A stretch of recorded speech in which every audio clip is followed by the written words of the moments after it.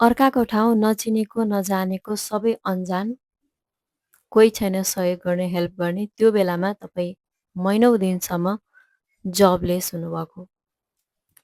यो भिडियो चाहिँ जो जबलेस भएर बस्नु भएको छ उहाँहरूसँग चाहिँ सम्बन्धित छ, जसले चाहिँ जब पाउन एकदम दुःख सङ्घर्ष गर्नु पर्यो, जो नयाँ ठाउँमा जानुभयो र कति टाइमसम्म चाहिँ जब नै नपाइकन बस्नुभयो, त्यो दिनदिनै इन्टरभ्यू दिन गएको छिन्, त्यो दिनदिनै जब भ्याकेन्सी देख्ने त्यो पोर्टलहरू सर्च गर्दै हेर्दै फेसबुक स्क्रोल गरे जस्तै गरेर प्रत्येक टाइम त्यो लिङ्कडिनलाई मेरो जबलाई सर्च गर्दै गरेको त्यो टाइम त्यो पल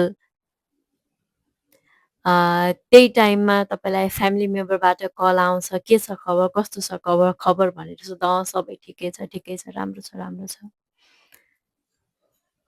जब पाएन जब पाएको छैन तैपनि कतिले चाहिँ फ्यामिलीलाई टेन्सन हुँदैन भनेर मैले जब पाएँ भनेर भन्नुहुन्छ। त्यो झुट बोल्दाखेरिको त्यो क्षण, त्यो पीडा भनौँ न।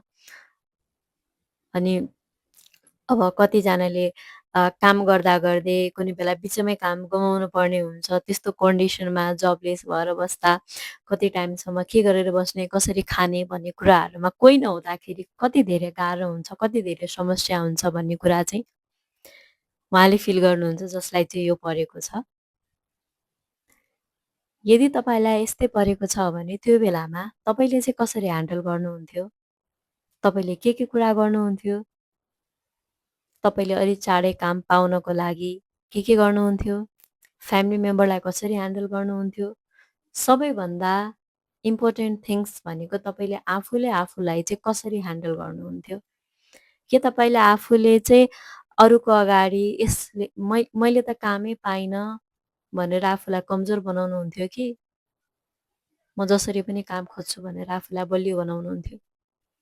कमेन्ट गर्नुहोला। तपाईँले भोग्नुभएको कुरा पनि कमेन्ट गर्नुहोला है।